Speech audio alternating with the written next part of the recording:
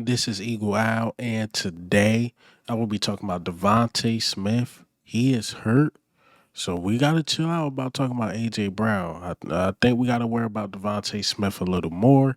Also, we're going to talk about Cooper DeJean. He continues to ball out, and lastly, Jalyx Hunt might get an opportunity, but let's get straight into it. All right, man. Of course, before we hop straight into it, I got to talk about Saquon Barkley. So we 8 weeks into football or to the football season. Saquon Barkley got 3 NFC Offensive Player of the Week within the out of the 8 weeks 3 times. Almost half of the time when they came out with the NFC East, or I'm sorry, the NFC Player of the Week or whatever. Saquon Barkley been on there 3 times out of 8. That is really, really good. He is trending towards that Offensive Player of the Year. I'm sorry, I know he should be in the MVP conversation, but let's be honest, that is a quarterback award. And speaking of the MVP conversation, a lot of you guys were on my head when I said Jalen Hurts should be in that conversation.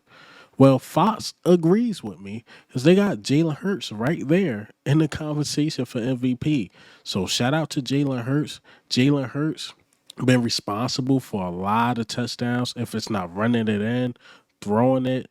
So he's looking good. And I kept saying if he turned down the turnovers and he's not the reason we lose and more the reason we win, he's going to be in the conversation, like it or not.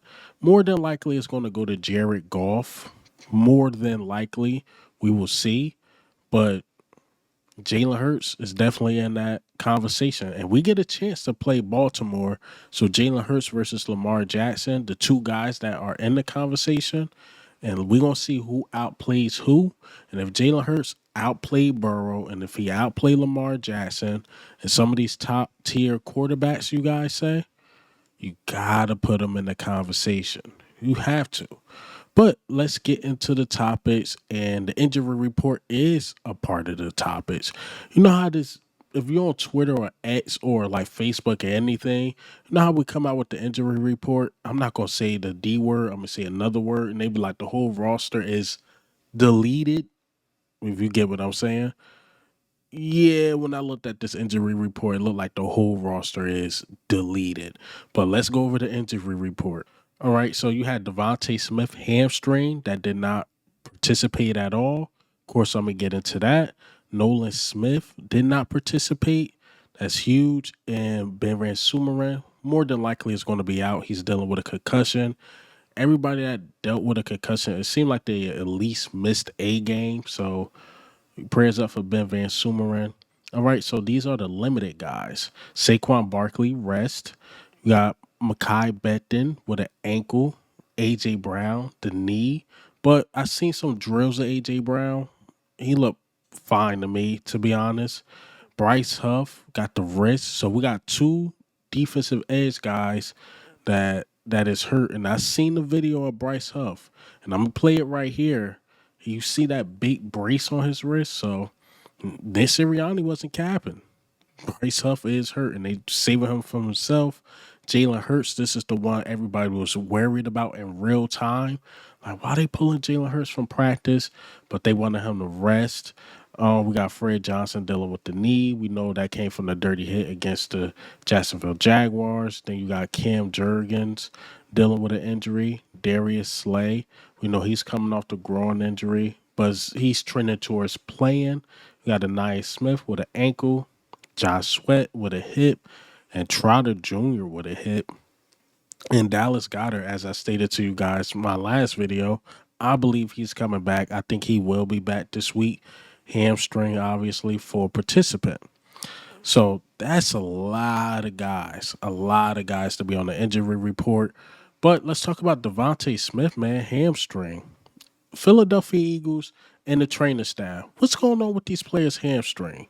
Jordan Mailata hamstring. DeVonta Smith, I think he dealt with a hamstring earlier in the year, but he ended up playing.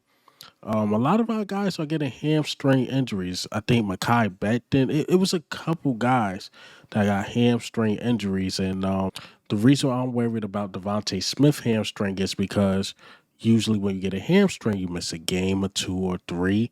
But I think if I'm not mistaken, I think he had one earlier in the year and he played the game. But I am slightly worried that he didn't practice. And now this comes to the question, do AJ Brown play and DeVonta Smith don't play? That'd be interesting. And I think if one got to sit out and the other play, I think we'll be fine because you don't want something to be worse, especially like a muscle injury, like a hamstring, because hamstrings can linger and linger and linger. And if DeVonta Smith had to miss the game and AJ Brown is there, I think it's a very winnable game against Dallas, who's dealing with injuries themselves. I'm hearing Dak Prescott hamstring is literally off the bone or whatever.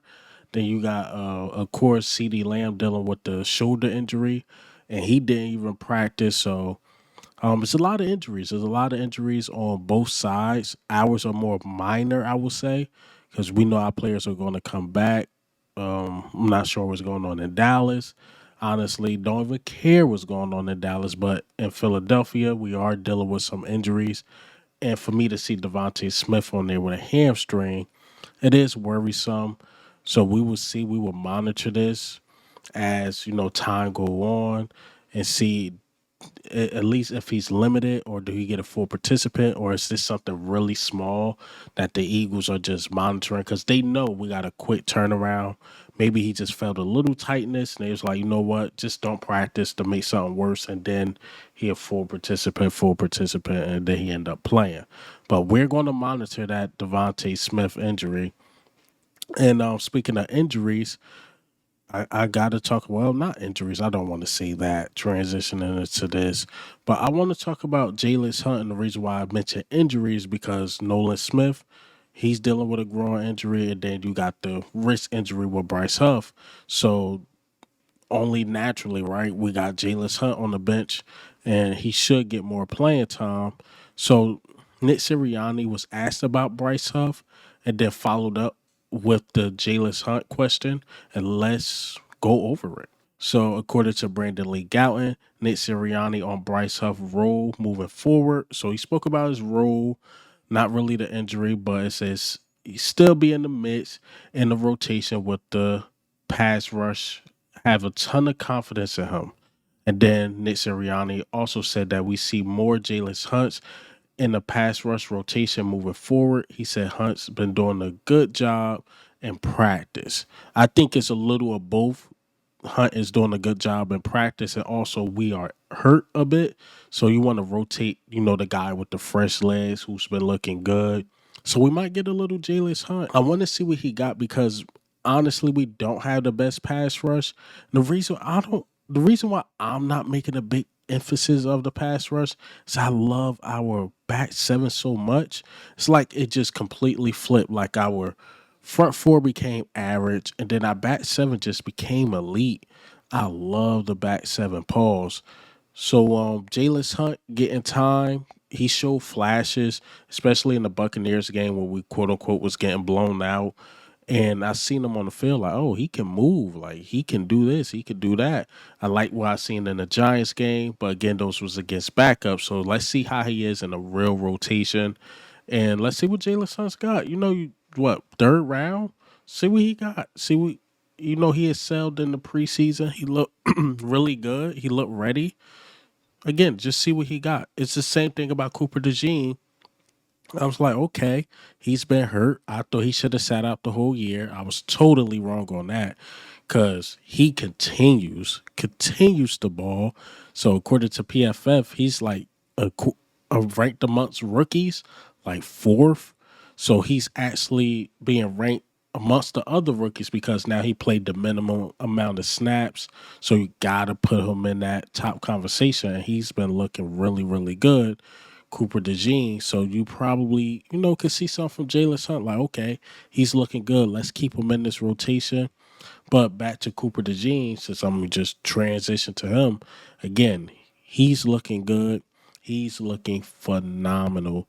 And let's let Fran Duffy break down the tape of Cooper DeJean, not just Cooper DeJean, but the back seven. Trammell comes in motion, and you can see right away. All right, Quignon and Cooper, they communicate. They're passing this off. So now they switch responsibilities at the snap. When you get a receiver that comes in motion, you actually saw this from the Jaguars a couple times in this game. When he comes in motion, lets stack set and starts breaking towards the inside, this is usually some kind of an indicator that it's going to be a deep over route. And so you could see right now, look at Nakobe Dean, look at his eyes. He's ready to pick up this over route. I'm sure Cooper is probably voicing that right to Nakobe that, hey, alert for the over route coming in your direction. But look how disciplined Cooper stays with this route. He doesn't get overzealous. He doesn't try and play over the top of this or try and undercut the route. He trusts his technique. He trusts his role in the coverage, and he stays on top of that double move. Trammell actually did a decent job of selling it. He breaks back towards the sideline, and you see that DeJean is able to play through this and, again, get the ball on the ground. No flag. Great job. So you got the communication there between first